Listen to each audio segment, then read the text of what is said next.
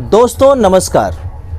आप सबों के लिए आपका ये मिथिलेश आ गया है लेकर के 12th क्लास की इंग्लिश बुक से, जो कि आपका है लिटरेचर का part I have a dream, जिसे मार्टिन लूथर किंग ने स्पीच को दिया है। ये जो है आई हैव अ ड्रीम एक प्रकार का स्पीच है, तो इसके बारे में आप सबों को बताएंगे। इससे पहले मैं आपको बता दूं कि आप है मेरे साथ कंपटीशन पूर्व में। यह कंपटीशन पूर्व में आप सभी का स्वागत करते हुए हम चलते हैं सीधे टॉपिक पर। बहुत ही इंपॉर्टेंट चैप्टर है और ये कई बार एग्जाम में पूछा है और ये इस बार पूछ भी सकता है।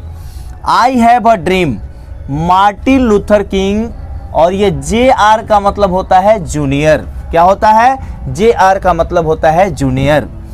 तो इसकी समरी की अगर हम चर्चा करें तो आपको बताना चाहेंगे कि I have a dream is a speech delivered by Martin Luther king junior in Lincoln memorial in Washington DC इन 1963। अब यहाँ पे सोचने वाली बात है कि ये जो मार्टिन लूथर किंग जो थे, उन्होंने इस भाषण को दिया था। मार्टिन लूथर किंग जो जूनियर थे, ये JR का मतलब यहाँ जूनियर होता है, लिंकन मेमोरियल हॉल में उन्होंने दिया था वाशिंगटन DC में 1963 ईस्वी में ये भाषण दिया था। ये भाषण का पार्ट है। In his early career he became civil rights activist and he was influenced by Mahatma Gandhi. देखिए जी, ये जो मार्टिन लूथर किंग साहब थे वो एक सिविल राइट्स एक्टिविस्ट थे, यानी कि जो आम नागरिक है उसके अधिकारों के लिए वो लड़ते थे, अधिकार दिलाने की प्रयास करते थे हमेशा, इसलिए सिविल राइट्स एक्टिविस्ट उनको कहा गया। यानी कि वो सिविल राइट के लिए लोगों को जागरूक करते थे और उनको अधिकार दिलाने का प्रयास करते रहते थे। और सबसे बड़ी चीज़ कि ही वॉज इन्फ्लुएंस्ड, यानी कि प्रभावित बाय महात्मा गांधी। ये जो थे महात्मा गांधी से प्रभावित थे और महात्मा गांधी के जो विचार थे इसको ये मानते थे, और बड़ा ही गहरा प्रभाव था बापू का, जो भारत के राष्ट्रपिता हैं। और देखिए, जो महात्मा गांधी है ना, उनको आने वाले दिनों में पूजा जाएगा जिस तरह से भगवान को पूजा जाता है, क्योंकि जो सत्य एवं अहिंसा का मार्ग उन्होंने अपनाया था वो पूरे विश्व में जो है प्रचलित है। और उसके सहारे अभी आपने देखा कि जिस तरीके से ये महात्मा गांधी का देश है भारत, और अभी किसान आंदोलन वगैरह चल रहा था, तो शांतिपूर्ण जिस तरीके से इस आंदोलन को सबसे लंबे समय तक चलाया गया है, ये एक इतिहास लिखा जाएगा। खास करके जिस तरीके से किसानों ने आंदोलन किया और शांतिपूर्ण तरीके से, वो निश्चित तौर पे बहुत ही लाजवाब था और सरकार को अंत में झुकना पड़ा, क्योंकि आम किसान, आम आदमी की बातों को सरकार को सुनना ही चाहिए, बिकॉज सरकार जो है यहाँ आम आदमी ही चुनकर भेजती है, और भारत तो कृषि प्रधान देश है, आप समझ सकते हैं। तो ठीक है, कानून में कुछ खामियां थी, आप फिर से कानून ला सकते हैं, अच्छे तरीके से आपकी भावना सही रही तो ये कानून आ सकते हैं, कोई दिक्कत नहीं है। लेकिन MSP गारंटी वगैरह पर ये सब था। चलिए, हम लोग को उधर जाने की जरूरत नहीं है, हम लोग to the point Mahatma Gandhi की बात करेंगे कि ये जो मार्टिन लूथर किंग जूनियर थे, वे जो थे महात्मा गांधी से इन्फ्लुएंस्ड थे, प्रभावित थे।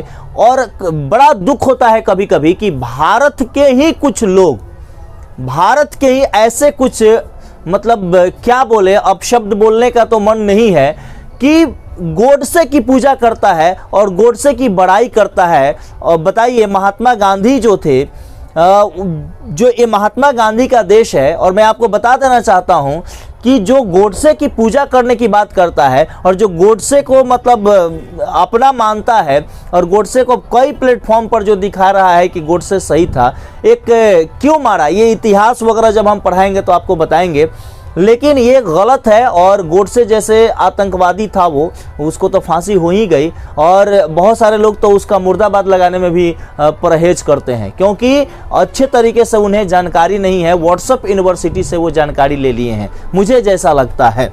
चलिए, तो ही एडॉप्टेड नॉन वायलेंस, देखिए नॉन वायलेंस, अहिंसा, and got Nobel prize in 1964, और इसके लिए जो थे उन्होंने अहिंसा का मार्ग अपनाया था और इसके लिए उन्हें नोबेल प्राइज मिला था 1964 ईस्वी में।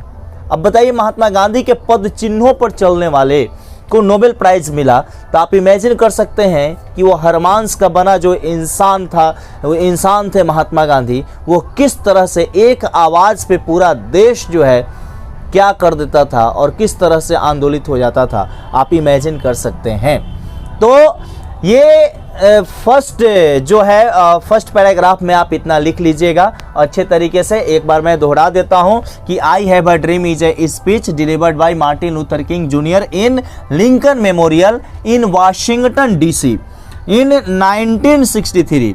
इन his early career he became civil rights activist and he was influenced by Mahatma Gandhi.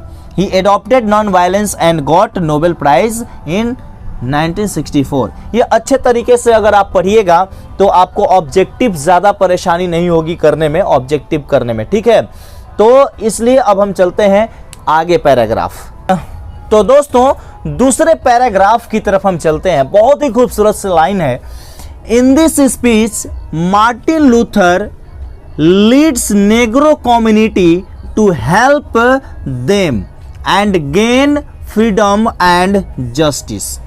देखिए इस स्पीच में जो है वो नेग्रो कम्युनिटी को लीड करते हैं, ठीक है। और सबसे बड़ी चीज़ है कि नेग्रो कम्युनिटी का मतलब क्या होता है, वहाँ पे जो काले लोग थे उनको नेग्रो कम्युनिटी कहा जाता था, ठीक है। जो काले थे एकदम, आप तो जानते ही हैं कि जब अंग्रेज थे तो उस समय काले लोगों को महत्व उतना नहीं देते थे।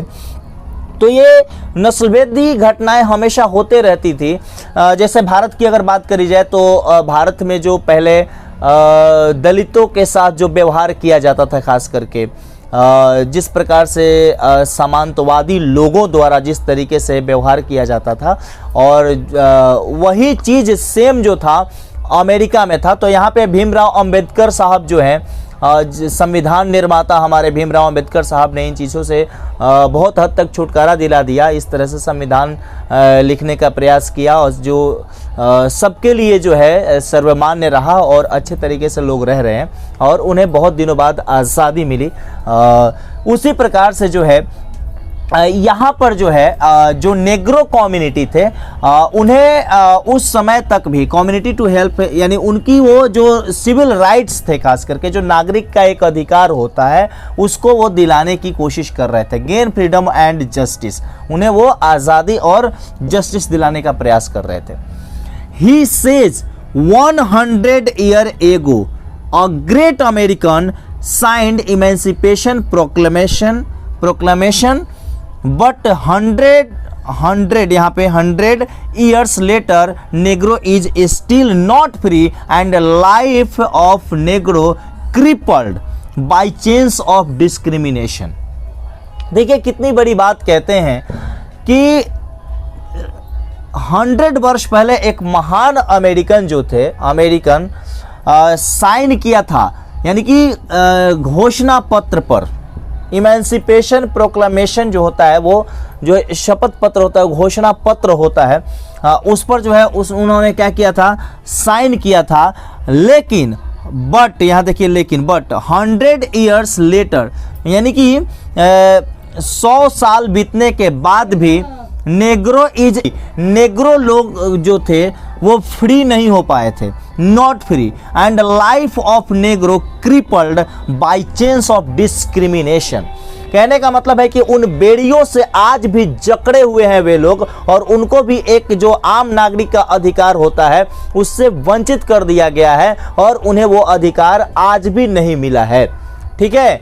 तो इसमें बहुत बड़ी चीज़ें हैं, बातें उन्होंने कहा है कि देखिए जब तक उन लोगों को ये अधिकार नहीं मिलेगा तब तक आगे के जो पैराग्राफ है उसमें बहुत सारी बातें मैं बताऊंगा। तो इसका मतलब जो है मैंने पूरा बता दिया कि इसका मतलब क्या होता है, ठीक है। तो ये आपको समरी याद करने में कोई परेशानी नहीं होनी चाहिए। चलिए आगे हम चलते हैं। तो दोस्तों आगे वे कहते हैं, ही सेज दैट, वे कहते हैं कि they have to live life of deported. Deported मतलब बिना इज्जत का, वहां पे मतलब निर्वासित कह सकते हैं, पर्सन्स नहीं, छांटे हुए पर्सन कह सकते हैं कि उनकी जो जिंदगी है उनको कोई सम्मान नहीं मिल पा रहा है इतने दिनों बाद भी। दो दे आर नेटिव, जबकि वे हमारे क्या है, पड़ोसी हैं, और हमारे पड़ोसी हैं फिर भी उनको जो अधिकार मिलना चाहिए, खास करके जो एक आम नागरिक का अधिकार होता है वो भी उन्हें नहीं मिला हुआ है, ये अच्छी बात नहीं है। American government is not supporting them. अब देखिए सबसे बड़ी चीज उन्होंने कहा उस भाषण में कि अमेरिकन जो सरकार है वो भी मदद नहीं करती है। किसको मदद नहीं करती है? नेग्रो लोगों की मदद नहीं करती है। सपोर्टिंग देम यानी कि नेग्रो की चर्चा कर रहे हैं। He assures them that they will get freedom and their rights one day. और ये आशा भी करते हैं, वे अश्योर्स हैं, वो सेटिस्फाइड है खुद में, वो अंदर से ये विश्वास है, उनको विश्वास है कि उन लोगों को, नेग्रो लोगों को जो है एक ना एक दिन आज़ादी मिलेगी और उनके राइट्स को निश्चित तौर पे दिलवाने में हम लोग सफल होंगे और उन्हें एक दिन वो राइट्स मिल जाएंगे। He dreams that they will returns to their homes. और वे सपना देखते हैं कि वे लोग, नेग्रो लोग जो है वो अपने घरों को लौटेंगे and they will gate justice, और उन्हें निश्चित तौर पे न्याय मिलेगा। ठीक, तो दोस्तों यहाँ पर जो है आप उसी के साथ वो सपना देखते हैं, मैंने बताया। फिर वो कहते हैं he dreams that one day, वो सपना देखते हैं कि एक दिन, one day on the red hills of Georgia the sons of former slaves and the sons of former slave owners, नहीं, वो ये सपना देखते हैं कि जो जॉर्जिया की पहाड़ियां हैं, जो हिल्स है, उस पर एक न एक दिन जो वहाँ किसान, जो किसानों के जो मजदूर हैं खास करके, उनके बेटे, ठीक है, उनके पुत्र, और जो ऑनर है, उसका मालिक है, उसके पुत्र एक साथ जो है वो बैठेंगे। Slave owners will be able to sit down together, और एक साथ वो लोग एक न एक दिन बैठेंगे। इन्हें विश्वास है, इन्हें आशा है, और विश्वास है तो दुनिया विश्वास पर ही कायम है, क्योंकि कहते हैं कि मन के हारे हार है और मन के जीते जीत। ठीक है, तो यहाँ पर वही चीज़ फॉलो हो रहा है कि उस इंसान को कभी भी जीत मिल सकती है जो मन से नहीं हारा हुआ है, और जो मन से हार गया है उसे जीत नहीं मिल सकती है। ठीक है, तो उसी प्रकार वे कहते हैं, उन्हें आशा है, विश्वास है कि एक न एक दिन तो उन्हें सारे अधिकार मिल जाएंगे। और ये जो अलग रहते हैं, कहते हैं कि भाई तुम काले हो, अलग रहो, दूर रहो, छुआछूत की जो बातें होती है, वो ये सोच रहे हैं कि नहीं, ये तो बुराइयां है, एक न एक दिन इनको अधिकार मिलेगा। और साथ ही साथ जो मालिक हैं उनके बेटे, और जो ये फार्मर, जो किसान जो मजदूरी कर रहे हैं वहाँ पे, उनके बेटे एक साथ जो है वे लोग जॉर्जिया के पहाड़ियों पर बैठेंगे और समझिए कि प्यार से रहेंगे, भाईचारे से रहेंगे। He says if America is to be a great nation, अगर अमेरिका को एक महान देश बनना है, वे कहते हैं कि अगर अमेरिका को एक महान देश बनना है, दिस मस्ट कम ट्रू, तो इसे सत्य में बदलना ही होगा और ऐसा करना ही होगा, और उन्हें उनका अधिकार देना होगा, उनके साथ प्यार से रहना ही होगा, तभी जाकर अमेरिका जो है एक महान देश बन सकता है। तो दोस्तों ये था summary I have a dream का, जिसे मार्टिन लूथर किंग जूनियर ने ये स्पीच था और वो दिए थे लिंकन मेमोरियल में 1963 ईस्वी में। तो ये सारा चीज़ अगर आप लिख दीजिएगा अच्छे तरीके से, आपको याद भी हो जाएगा, और आप एक दो बार लिख लीजिएगा तो माइंड में बैठ जाएगा और अच्छा नंबर आपका आ सकता है। बहरहाल बताना चाहूँगा कि अगर आपने अच्छे तरीके से सीखा है, समझा है, तो चैनल को सब्सक्राइब कर दीजिए और बेल आइकन को क्लिक कर दीजिए, क्योंकि नोटिफिकेशन आपको जाता रहेगा। बहरहाल कमेंट्स भी कीजिए। फिलहाल मिथिलेश को दीजिए इजाज़त, नमस्कार।